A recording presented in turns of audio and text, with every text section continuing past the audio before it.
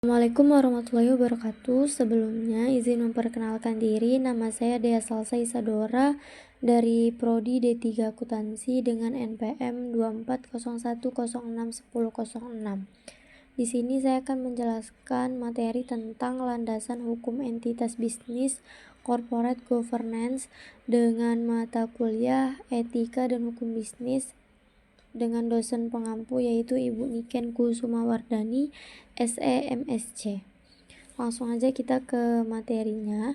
Landasan hukum entitas bisnis yaitu yang ada terdiri dari landasan ideal. Landasan ideal yaitu Pancasila. Pancasila sebagai dasar negara Indonesia memiliki peran penting dalam membentuk etika dan moral bisnis. Sila-sila Pancasila, terutama sila keadilan sosial, menjadi landasan bagi praktik bisnis yang adil, beretika, dan bertanggung jawab. Yang kedua yaitu ada landasan konstitusional, yaitu ada Undang-Undang Dasar 1945, Pasal 33, Pasal 26 Ayat 2. Undang-Undang Dasar 1945, khususnya Pasal 33, mengatur tentang prinsip-prinsip ekonomi kerakyatan yang menjadi dasar bagi entitas bisnis di Indonesia. Pasal 26 ayat 2 Undang-Undang Dasar 1945 berhubungan dengan warga negara yang tentunya berhubungan juga pelaku bisnis. Juga ketentuan hukum lainnya yaitu seperti hukum perdata, KUH Perdata, KUH Dagang, ada juga hukum pidana, Undang-Undang Perpajakan dan peraturan pelaksanaannya, ada juga Undang-Undang Perseroan Terbatas, yaitu Undang-Undang Nomor 1 Tahun 1995. Ada juga Undang-Undang Anti Monopoli, Undang-Undang Perlindungan Konsumen, yaitu Undang-Undang Nomor 8 Tahun 1999, dan ada juga hukum dagang. Nah, untuk yang keempat, itu ada dasar diperlakukannya hukum dalam kegiatan bisnis. Yang pertama itu dapat memberi kepastian hukum. Yang ketiga dapat memberikan kesebandingan hukum bagi para pihak terkait. Yang ketiga yaitu dapat diterapkannya prinsip-prinsip penegakan hukum. Kelima yaitu ada harapan dunia bisnis pada hukum. Yang pertama itu menciptakan kepastian dan stabilitas. Yang kedua yaitu mendukung efisiensi dan produktivitas. Yang ketiga yaitu menyelesaikan sengketa secara efektif. Nah, untuk materi yang selanjutnya yaitu pengertian badan usaha dan badan hukum. Badan usaha merupakan kesatuan yuridis atau hukum, teknis, dan ekonomis yang bertujuan mencari laba atau keuntungan. Badan hukum merupakan entitas, sedangkan perusahaan adalah di mana unit bisnis mengatur faktor-faktor produksi. Dengan demikian, unit bisnis memiliki lebih banyak ruang karena unit bisnis mungkin memiliki satu atau lebih perusahaan. Juga yaitu faktor-faktor yang menentukan jenis badan usaha. Yang pertama itu ada tipe dari usahanya.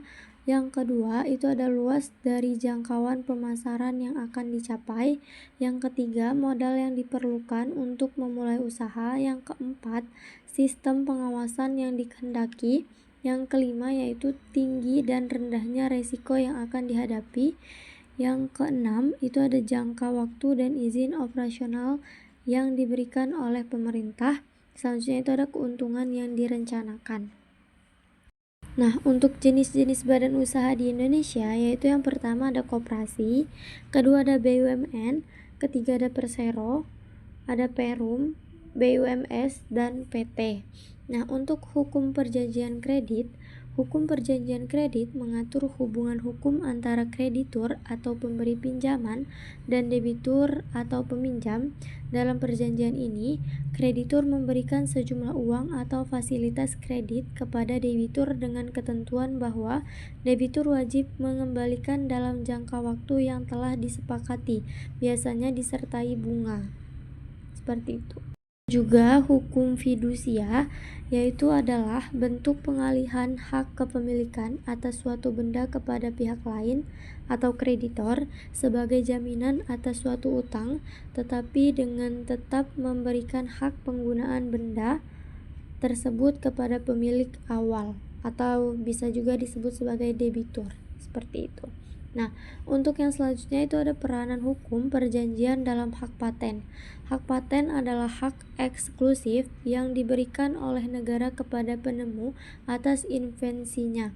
Dalam bidang teknologi, hukum perjanjian dalam hak paten berperan dalam: yang pertama itu ada lisensi paten, yang kedua ada ahli hak paten, yang ketiga ada perlindungan hukum.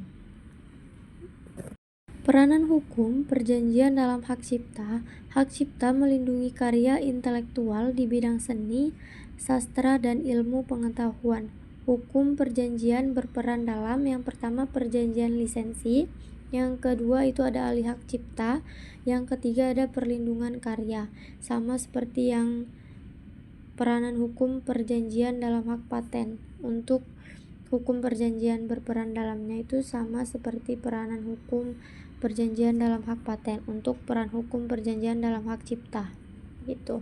Untuk pengertian good corporate governance, nah itu dia GCG dianggap sebagai elemen yang krusial dan penting untuk kunci kesuksesan perusahaan di era sekarang, ketika pertumbuhan jangka panjang semakin menjadi perhatian utama.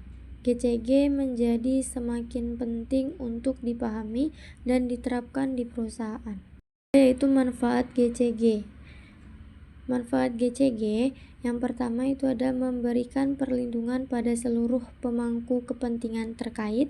Yang kedua ada mitigasi risiko bisnis untuk jangka panjang. Yang ketiga yaitu meningkatkan kredibilitas perusahaan di mata stakeholder dan juga pelanggan. Yang keempat yaitu meningkatkan kepercayaan investor dan calon investor. Nah, ada juga prinsip GCG. Yang pertama itu transparansi, yang kedua akuntabilitas, yang ketiga tanggung jawab, keempat independensi, dan yang kelima kewajaran dan kesetaraan. Sekian materi dari saya, itu saja yang bisa dapat saya sampaikan. Kurang lebihnya saya mohon maaf. Saya ucapkan terima kasih. Wassalamualaikum warahmatullahi wabarakatuh. Semoga bermanfaat.